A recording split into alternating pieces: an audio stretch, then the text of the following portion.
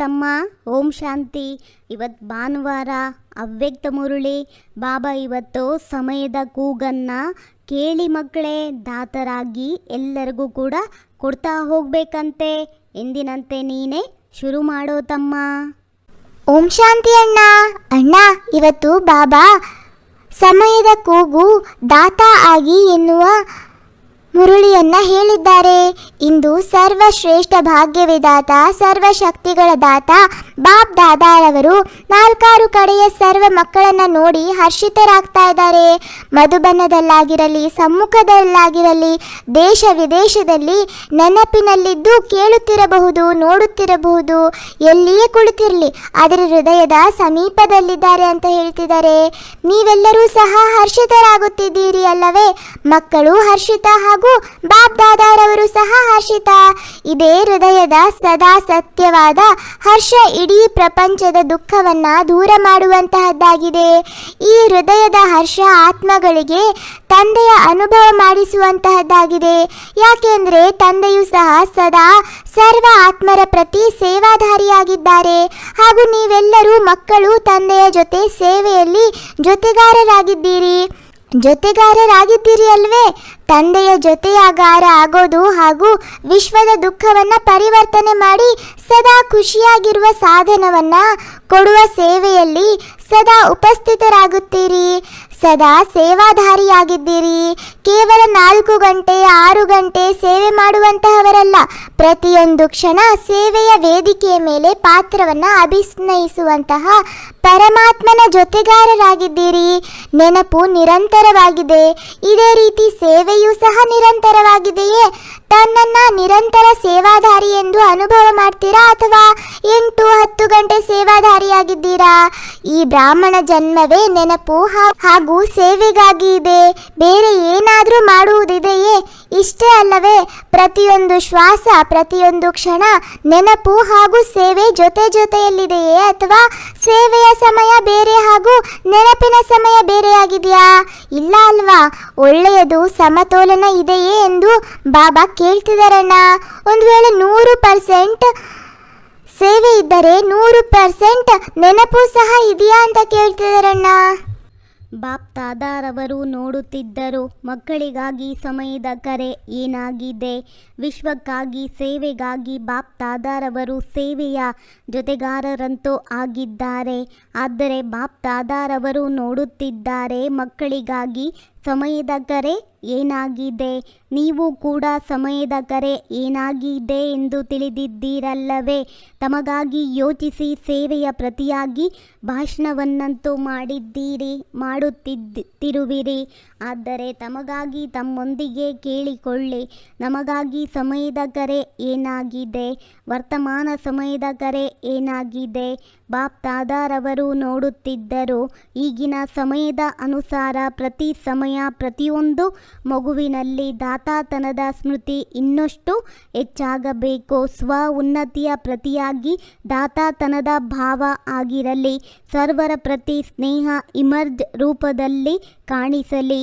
ಯಾರೇ ಹೇಗೆ ಇರಲಿ, ಏನೇ ಆಗಿರಲಿ, ನಾನು ಕೊಡಬೇಕು ಎಂದ ಮೇಲೆ ದಾತ ಸದಾ ಬೇಅದ್ದಿನ ವೃತ್ತಿಯವರಾಗಿರುತ್ತಾರೆ, ಅದ್ದಿನದಲ್ಲ. ಹಾಗೂ ದಾತ ಸದಾ ಸಂಪನ್ನ ಭರ್ಪೂರ್ ಆಗಿರುತ್ತಾರೆ. ದಾತ ಸದಾ ಕ್ಷಮೆಯ ಮಾಸ್ಟರ್ ಸಾಗರರಾಗಿರುತ್ತಾರೆ. ಈ ಕಾರಣದಿಂದ ತಮ್ಮ ಅದ್ದಿನ ಸಂಸ್ಕಾರಗಳು ಅಥವಾ ಅನ್ಯರ ಸಂಸ್ಕಾರಗಳು ಇಮರ್ಜ್ ಆಗುವುದಿಲ್ಲ, ಮರ್ಜ್ ಆಗುತ್ತದೆ. ನಾನು ಕೊಡಬೇಕು, ಅನ್ಯರು ಕೊಡಲಿ ಅಥವಾ ಕೊಡದೇ ಇರಲಿ, ಆದರೆ ನಾನು ದಾತ ಆಗಬೇಕು. ಯಾವುದೇ ಸಂಸ್ಕಾರ ವಶ ಪರವಶ ಆತ್ಮವಾಗಿರಲಿ, ಆ ಆತ್ಮಗಳಿಗೆ ನಾನು ಸಹಯೋಗ ಕೊಡಬೇಕು ಎಂದ ಮೇಲೆ ಯಾರದ್ದೇ ಅದ್ದಿನ ಸಂಸ್ಕಾರ ತಮ್ಮನ್ನು ಪ್ರಭಾವಿತರನ್ನಾಗಿ ಮಾಡಲು ಸಾಧ್ಯವಿಲ್ಲ. ಅನ್ಯರು ಸನ್ಮಾನ ಕೊಡಲಿ ಕೊಡದೇ ಇರಲಿ, ಅವರು ಕೊಡದೇ ಇದ್ದರೂ ಸಹ ನಾನು ಕೊಡಬೇಕು. ಇಂತಹ ದಾತನನ್ನು ಈಗ ಇಮರ್ಜ್ ಮಾಡಿಕೊಳ್ಳಿ. ಮನಸ್ಸಿನಲ್ಲಿ ಭಾವನೆಯಂತೂ ಇದೆ, ಆದರೆ ಎಂದು ಬರೆದಿರಲಿ, ನಾನು ಮಾಡಲೇಬೇಕು. ಯಾವುದೇ ತಮ್ಮ ಕೆಲಸಕ್ಕೆ ಬರದೇ ಇರುವಂಥ ಚಲನೆ ಅಥವಾ ಮಾತು, ಇಷ್ಟವಾಗದೇ ಇರುವಂಥದ್ದು ಏನಿದೆ ಅದನ್ನು ತೆಗೆದುಕೊಳ್ಳಬೇಡಿ. ಕೆಟ್ಟ ವಸ್ತುವನ್ನು ತೆಗೆದುಕೊಳ್ಳಲಾಗುತ್ತದೆಯೇ? ಮನಸ್ಸಿನಲ್ಲಿ ಧಾರಣೆ ಮಾಡುವುದು ಎಂದರೆ ತೆಗೆದುಕೊಳ್ಳುವುದು. ಬುದ್ಧಿಯವರೆಗೂ ಅಲ್ಲ, ಬುದ್ಧಿಯಲ್ಲೂ ಮಾತು ಬಂದು ಬಿಟ್ಟಿತು. ಇದು ಸಹ ಆಗಬಾರದು. ಆ ವಸ್ತುವೇ ಕೆಟ್ಟದ್ದು ಎಂದ ಮೇಲೆ, ಒಳ್ಳೆಯದಲ್ಲ ಎಂದ ಮೇಲೆ ಅದನ್ನು ಬುದ್ಧಿ ಹಾಗೂ ಹೃದಯದಲ್ಲಿ ತೆಗೆದುಕೊಳ್ಳಬೇಡಿ. ಅರ್ಥಾತ್ ಧಾರಣೆ ಮಾಡಬೇಡಿ. ತೆಗೆದುಕೊಳ್ಳುವ ಬದಲಾಗಿ ಶುಭ ಭಾವನೆ, ಶುಭ ಕಾಮನೆ ದಾತ ಆಗಿ ಕೊಡಿ, ತೆಗೆದುಕೊಳ್ಳಬೇಡಿ. ಏಕೆಂದರೆ ಈಗ ಸಮಯದ ಅನುಸಾರ ಒಂದು ವೇಳೆ ಹೃದಯ ಹಾಗೂ ಬುದ್ಧಿ ಖಾಲಿ ಇಲ್ಲ ಎಂದರೆ ನಿರಂತರ ಸೇವಾದಾರಿ ಆಗಲು ಸಾಧ್ಯವಿಲ್ಲ. ಹೃದಯ ಹಾಗೂ ಬುದ್ಧಿ ಯಾವಾಗ ಯಾವುದೇ ಮಾತಿನಲ್ಲಿ ವ್ಯಸ್ತವಾಗಿದ್ದರೆ ಸೇವೆ ಹೇಗೆ ಮಾಡ್ತೀರಾ ಅಂತ ಬಾಬಾ ಹೇಳ್ತಿದ್ದಾರೆ ತಮ್ಮ. ಅಣ್ಣ, ಬಾಬಾ ಕೇಳ್ತಿದ್ದಾರೆ, ಲೌಕಿಕದಲ್ಲಿ ಹೇಗೆ 8 ಗಂಟೆ, ಕೆಲವರು 10 ಗಂಟೆ ಕೆಲಸ ಮಾಡ್ತಾರೆ, ಅದೇ ರೀತಿ ಇಲ್ಲಿಯೂ ಸಹ ಆಗಿಬಿಡುತ್ತೆ. 8 ಗಂಟೆಯ ಸೇವಾದಾರಿ, 6 ಗಂಟೆಯ ಸೇವಾದಾರಿ ನಿರಂತರ ಸೇವಾದಾರಿಯಾಗಲು ಸಾಧ್ಯವಿಲ್ಲ. ಮನಸ್ಸ ಸೇವೆ ಮಾಡಿ, ವಾಚಾ ಸೇವೆ ಮಾಡಿ ಅಥವಾ ಕರ್ಮಣ ಸೇವೆ ಮಾಡಿ ಎಂದರೆ ಸಂಬಂಧ ಸಂಪರ್ಕದಿಂದ ಮಾಡಿ. ಪ್ರತಿಯೊಂದು ಕ್ಷಣ ದಾತ ಅರ್ಥಾತ್ ಸೇವಾದಾರಿ. ಬುದ್ಧಿಯನ್ನು ಖಾಲಿಯಾಗಿ ಇಡೋದ್ರಿಂದ ತಂದೆಯ ಸೇವೆಯಲ್ಲಿ ಜೊತೆಗಾರರಾಗಿರುವಿರಿ. ಹೃದಯವನ್ನು ಸದಾ ಸ್ವಚ್ಛವಾಗಿ ಇಡೋದ್ರಿಂದ ನಿರಂತರ ತಂದೆಯ ಸೇವೆಯಲ್ಲಿ ಜೊತೆಗಾರರಾಗಿರುವಿರಿ. ನಿಮ್ಮೆಲ್ಲರ ಪ್ರತಿಜ್ಞೆ ಏನಾಗಿದೆ? ಜೊತೆಯಲ್ಲಿ ಇರುತ್ತೇವೆ, ಜೊತೆಯಲ್ಲಿ ನಡೆಯುತ್ತೇವೆ ಪ್ರತಿಜ್ಞೆ ಮಾಡಿದ್ದೀರಲ್ಲವೇ? ಅಥವಾ ನೀವು ಮುಂದೆ ಇರಿ, ನಾವು ಹಿಂದೆ ಹಿಂದೆ ಬರುತ್ತೇವೆ ಅಂತ ಮಾಡಿದ್ದೀರಾ? ಇಲ್ಲ ಅಲ್ವಾ? ಜೊತೆಯ ಪ್ರತಿಜ್ಞೆ ಮಾಡಿದ್ದೀರಿ ಅಲ್ವಾ? ತಂದೆ ಸೇವೆ ಇಲ್ಲದೆ ಇರುತ್ತಾರೆಯೇ? ನೆನಪು ಇಲ್ಲದೆ ಸಹ ಇರೋದಿಲ್ಲ. ಎಷ್ಟು ತಂದೆಯ ನೆನಪಿರುತ್ತದೆ ಅಷ್ಟು ನೀವು ಪರಿಶ್ರಮದಿಂದ ಇರುತ್ತೀರಿ. ಆದರೆ ಪರಿಶ್ರಮದಿಂದ, ಗಮನದಿಂದ ತಂದೆಗೆ ಬೇರೆ ಏನಿದೆ? ಪರಮಾತ್ಮನಿಗೆ ಆತ್ಮಗಳೇ ಇದ್ದಾರೆ ಅಷ್ಟೇ. ನಂಬರ್ ವಾರ್ ಆತ್ಮಗಳಂತೂ ಇದ್ದಾರೆ. ಮಕ್ಕಳ ನೆನಪಿಲ್ಲದೆ ತಂದೆ ಇರಲು ಸಾಧ್ಯವಿಲ್ಲ. ತಂದೆ ಮಕ್ಕಳ ನೆನಪಿಲ್ಲದೆ ಇರಲು ಸಾಧ್ಯವೇ? ನೀವು ಇರ್ತೀರಾ? ಕೆಲವೊಮ್ಮೆ ಹುಡುಗಾಟಿಕೆಯಲ್ಲಿ ಬಂದು ಬಿಡ್ತೀರಿ. ಹಾಗಾದರೆ ಏನು ಕೇಳಿದ್ರಿ? ಸಮಯದ ಕರೆಯಾಗಿದೆ, ದಾತ ಆಗಿ ಬಹಳ ಅವಶ್ಯಕವಾಗಿದೆ. ಇಡೀ ವಿಶ್ವದ ಆತ್ಮಗಳ ಕರೆಯಾಗಿದೆ. ಹೇ ನಮ್ಮ ಇಷ್ಟ ದೇವಿ ದೇವತೆಯರೇ, ಇಷ್ಟ ದೇವಿ ದೇವತೆ ಆಗಿದ್ದೀರಿ ಅಲ್ಲವೇ? ಯಾವುದಾದ್ರೂ ಒಂದು ರೂಪದಲ್ಲಿ ಸರ್ವ ಆತ್ಮಗಳಿಗಾಗಿ ಇಷ್ಟ ಆಗಿದ್ದೀರಿ. ಈಗ ಎಲ್ಲ ಆತ್ಮಗಳ ಕರೆಯಾಗಿದೆ. ಹೇ ಇಷ್ಟ ದೇವ ದೇವಿಯರೇ, ಪರಿವರ್ತನೆ ಮಾಡಿ. ಈ ಕೂಗು ಕೇಳಿಸುತ್ತದೆಯೇ? ಪಾಂಡವರಿಗೆ ಈ ಕೂಗು ಕೇಳಿಸುತ್ತಾ? ಕೇಳಿಸಿಕೊಂಡ ನಂತರ ಏನು ಮಾಡ್ತೀರಿ? ಕೇಳಿಸುತ್ತೆ ಅಂದರೆ ಪರಿಹಾರ ಕೊಡ್ತೀರಾ ಅಥವಾ ಯೋಚಿಸ್ತೀರಾ? ಹಾಂ ಮಾಡೋಣ. ಕರೆ ಕೇಳಿಸುತ್ತಿದೆಯೇ? ಸಮಯದ ಕರೆಯನ್ನ ಕೇಳುತ್ತೀರಾ ಅಥವಾ ಕೇವಲ ಆತ್ಮರ ಕರೆಯನ್ನ ಕೇಳ್ತೀರಾ ಅಂತ ಬಾಬಾ ಕೇಳ್ತಿದ್ದಾರಣ್ಣ. ಒಂದು ವೇಳೆ ತಂದೆ ಎಂದುಕೊಂಡು ಕನೆಕ್ಷನ್ ಜೋಡಿಸಿದರೆ ಒಂದು ದಿನದಲ್ಲಿಯೇ ಆಸ್ತಿಯನ್ನು ಪಡೆದುಕೊಳ್ಳಬಹುದು.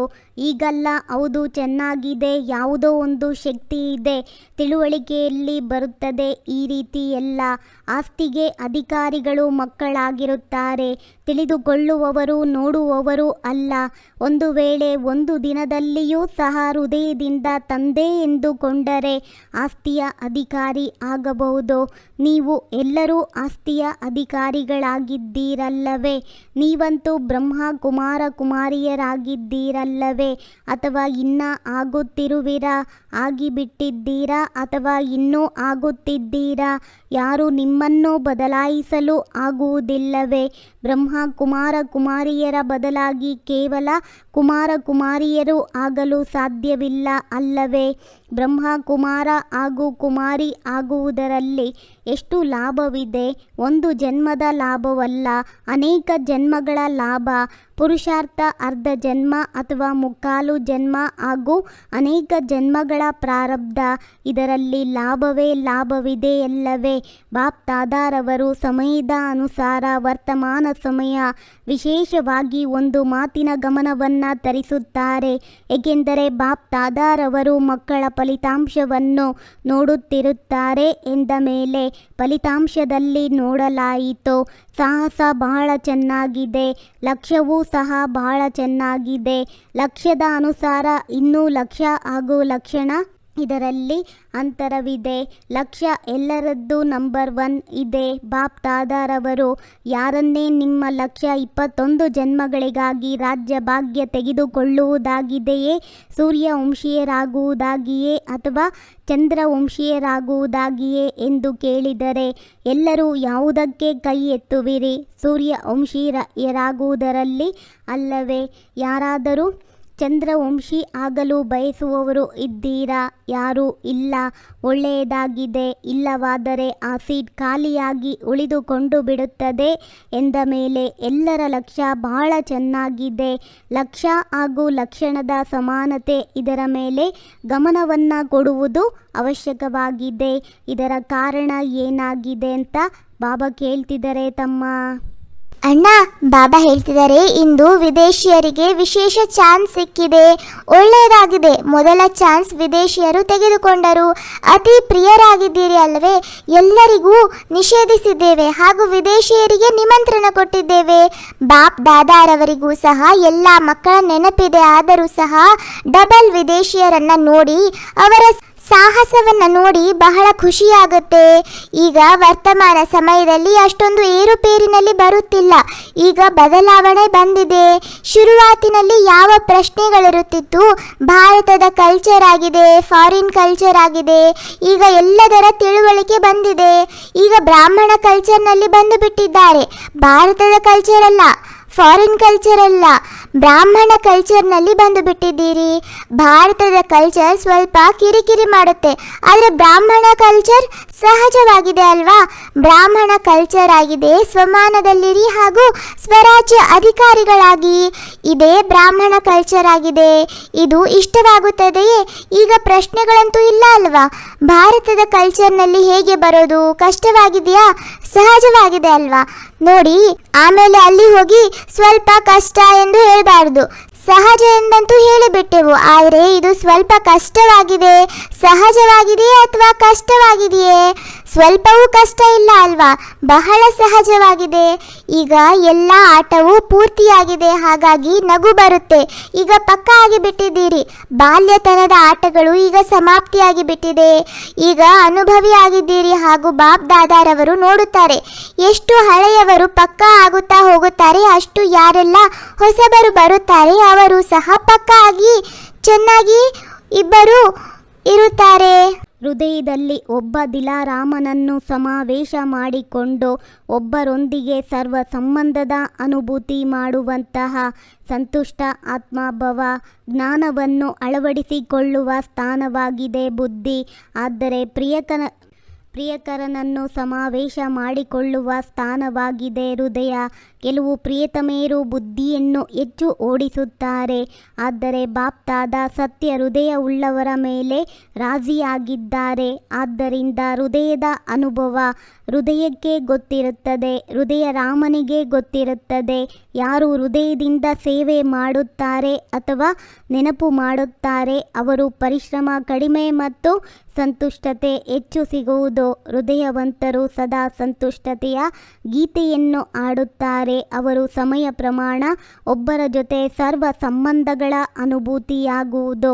ಅಮೃತ್ ವೇಳೆ ಪ್ಲೈನ್ ಬುದ್ಧಿಯವರಾಗಿ ಕುಳಿತುಕೊಂಡಾಗ ಸೇವೆಯಲ್ಲಿ ಹೊಸ ಹೊಸ ವಿಧಿಗಳು ಟಚ್ ಆಗುವುದು ಅಂತ ಹೇಳ್ತಾ ಇದ್ದಾರೆ ತಮ್ಮ. ನಾನು ಅಂದ್ಕೊಳ್ತೀನಿ ಈ ಅಣ್ಣ ತಮ್ಮರ ವಾರ್ತಾಲಾಪ ನಿಮ್ಮೆಲ್ಲರಿಗೂ ಇಷ್ಟ ಆಗ್ತಾ ಇದೆ. ಇಷ್ಟ ಆಯಿತು ಅಂದರೆ ಲೈಕ್ ಮಾಡಿ, ಶೇರ್ ಮಾಡಿ, ಸಬ್ಸ್ಕ್ರೈಬ್ ಆಗೋದನ್ನು ಖಂಡಿತ ಮರಿಬೇಡಿ. ಓಂ ಶಾಂತಿ.